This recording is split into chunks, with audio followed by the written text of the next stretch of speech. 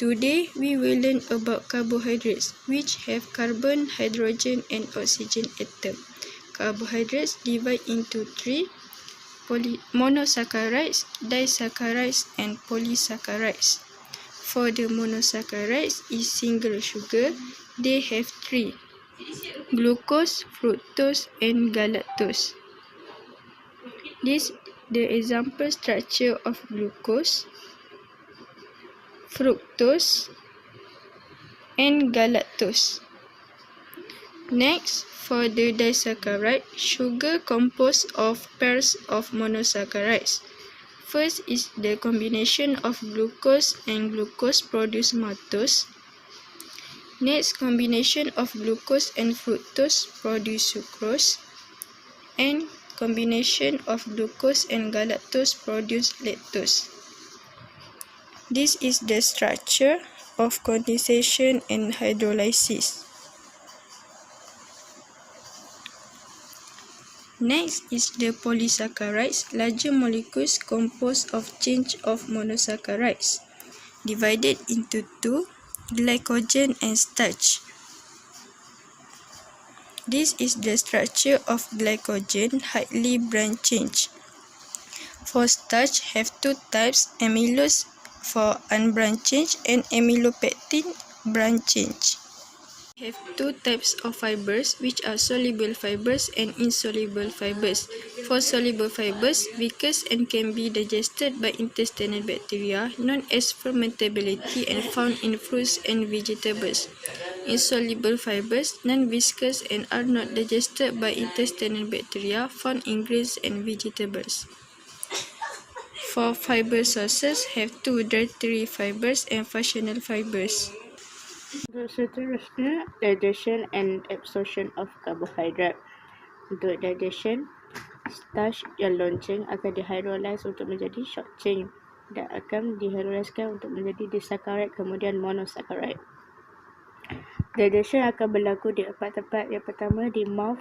Salivary gland akan merembes saliva to moisten the food. Food itu akan dipanggil bolus. Amylase akan beredarkan starch untuk menjadi small polysaccharide and maltose.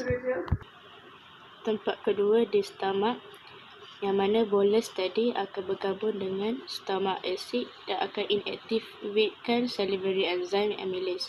Untuk fiber akan dilate gastric epithelium and provide a feeling of fullness.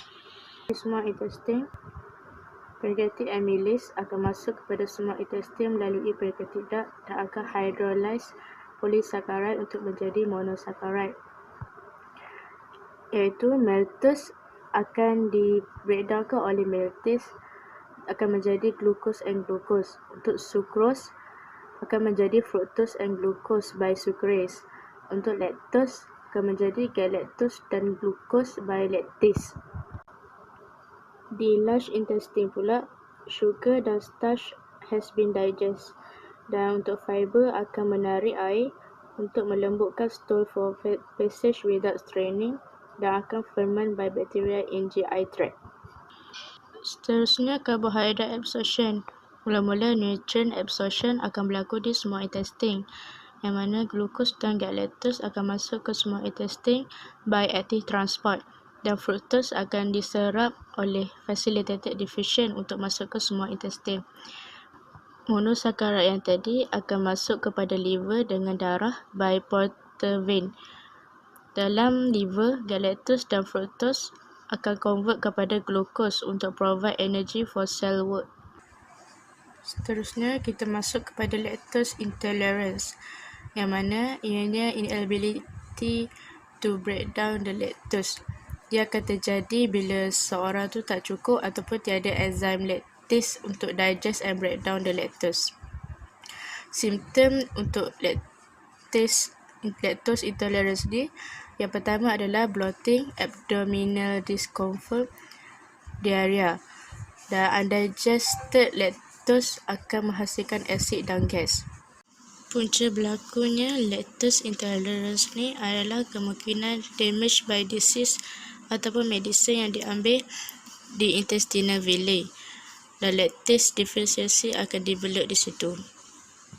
cara dietary change dia ialah increase intake of milk product and mixed dairy with other foods. Use acidophilus milk yogurt. Take enzyme tablet with milk ataupun drop to milk. Individualization of diets. Glucose in the body. Kita simpan glukos as glycogen dalam liver dan muscle cells. Badan kita guna glukos untuk energi dan kita dapat energi ni daripada karbohidrat. Tapi kalau glycogen yang kita simpan tu berkurangan dan tak cukup, badan kita dia akan buat glukos daripada protein. Kesan dia adalah gluconeogenesis, iaitu penukaran protein kepada glukos, dan protein sparing action di mana kita ada karbohidrat yang cukup untuk halang daripada penukaran protein kepada tenaga. Selain itu, making ketone bodies from fat fragments, pengumpulan ketone bodies dalam darah kita dipanggil ketosis, dan ketosis ni memberi kesan yang kepada acid base balance dalam badan kita. Badan kita guna glukos untuk buat lemak bila kita ambil terlalu banyak karbohidrat. Bila kita makan, blood glucose dalam badan kita akan meningkat. Bila meningkat, pankreas dia akan secrete insulin ke dalam darah, dan insulin ni dia akan stimulate uptake of glucose dalam sel dan penyimpanan glukos dalam liver dan muscles, dan juga penukaran glukos kepada fat cell disebabkan perlebihan glukos. Bila dah berkurang, blood glucose level kita berkurang, pankreas dia akan release glucagon ke dalam bloodstream. Lepas tu glucagon ni dia akan stimulate liver cells untuk break down glucose by hydrolysis dan release glucose tu ke dalam darah kita, dan blood glucose level akan meningkat. Bila kita ada low blood glucose level, kita boleh rasa pening dan lemah. Bila high glucose level, kita rasa penat. Kemudian ada dua kesan bila blood glucose kita tak berada dalam keadaan normal. Pertama, diabetes dan hypoglycemia. Diabetes ada dua, type 1 dengan type 2. Type 1 adalah pankreas dia tak produce insulin, dan type 2 bila sel kita gagal untuk mengesan insulin, dan kebanyakannya disebabkan oleh obesity dan lemak yang banyak dalam badan kita. Hypoglycemia pula low blood glucose tapi boleh dikontrol by dietary changes. Dan yang terakhir adalah glycemic response, di mana berapa cepat badan kita, blood glucose tu boleh daripada naik dan jatuh kepada normal. Glycemic index ni bergantung pada makanan yang kita makan.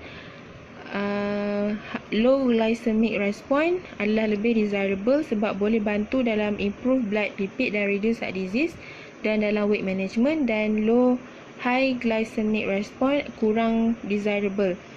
Tapi benefit of glycemic index ni is still controversial, dan ini adalah antara contoh makanan mengikut glycemic response. Health effect. Gula boleh memberi kesan kepada nutrient deficiency dan juga tooth decay. First, nutrient deficiency. Gula boleh supply energy without a few nutrients. Anti-calorie food with lots of added sugar provide glucose and energy. Contohnya soda, cake, candy, tapi tak membekalkan nutrient.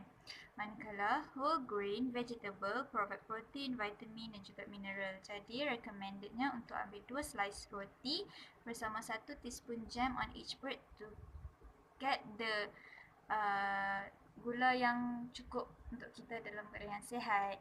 Okay, seterusnya madu boleh menggantikan gula sebab madu ni adalah natural food which is contain glucose dan juga fructose. Honey juga contain vitamin tapi tak terlalu banyak dan ia membekalkan lebih banyak tenaga berbanding gula putih. Selain itu, benefit dia boleh reducekan batuk pada waktu malam dan juga ulcer untuk pesakit kanser yang menjalani kemoterapi dan juga radiation. Seterusnya, tooth decay. Tooth decay ni disebabkan oleh starch breakdown dekat dalam mulut, di mana bakteria tu akan ferment the sugar and produce acid. Acid tu yang akan erodes our enamel kat gigi. Lagi sticky sesuatu makanan tu, lagi banyak acid yang akan diproducekan dalam mulut dengan lebih lama. Okay, bakteria produce dalam jangka masa 20 ke 30 minit. Jadi, kalau lagi banyak kita makan dalam masa yang berpanjangan, lagi banyak destruction yang akan berlaku dekat gigi. So, recommendednya minum minuman yang bergula dengan cepat dan sekaligus. Macam tu juga makan candy at one time dan tak makan pada selang masa yang lama. Susu dan cheese boleh bantu kita untuk protect against caries by neutralize the acid. Seterusnya, intake of sugar. Added sugar must not more than 25% from total energy per day. Maksudnya daripada total tenaga yang kita perlukan dalam sehari tu 25% ke bawah sahaja added sugar yang kita perlukan. Cara nak tahu banyak mana sugar yang kita ambil boleh tengok dekat food label yang mana dia akan list the total gram sugar provided in every kind of food. Alternative sweeteners. Alternative sweeteners ni ada 3 jenis, which is artificial sweeteners, herbal product dan juga sugar alcohol. First, artificial sweeteners ni adalah non-nutritive sweeteners yang mana dia tak provide energy. Yang kedua, herbal product, contohnya stevia. Stevia ni dia datang daripada pokok yang daunnya panjang dan banyak dijual di US sebagai dietary supplement. Okay. Dan sugar alcohol ni juga dipanggil sebagai polyols ataupun nutritive sweetener. Dia provide energy tapi sedikit daripada gula. Dia juga provide bulk and sweetness untuk cookies, hard candy, sugarless gum, jam dan juga jelly. Sugar alcohol ni dia occur naturally dalam fruit dan juga vegetable. Tapi ada kesan sampingan di mana dia boleh menyebabkan intestinal gas, abdominal discomfort dan juga diarrhea. Benefit sugar alcohol ni adalah tidak menyumbang kepada caries gigi. Effect of starch and fibers, heart disease. Bila kita makan makanan yang rich in whole grain, unsoluble fiber, dia akan lowering our blood pressure, improving blood lipid and reducing inflammation. Seterusnya, diabetes. Diabetes ni bila kita makan makanan yang whole grain, dia akan reduce a risk of type 2 diabetes. Seterusnya, GI health. Bila ambil dietary fiber, dia akan enhance the health of large intestine. Bila semakin sihat large intestine tu, semakin baik dia akan memblock absorption of unwanted constituent. Okay, seterusnya cancer.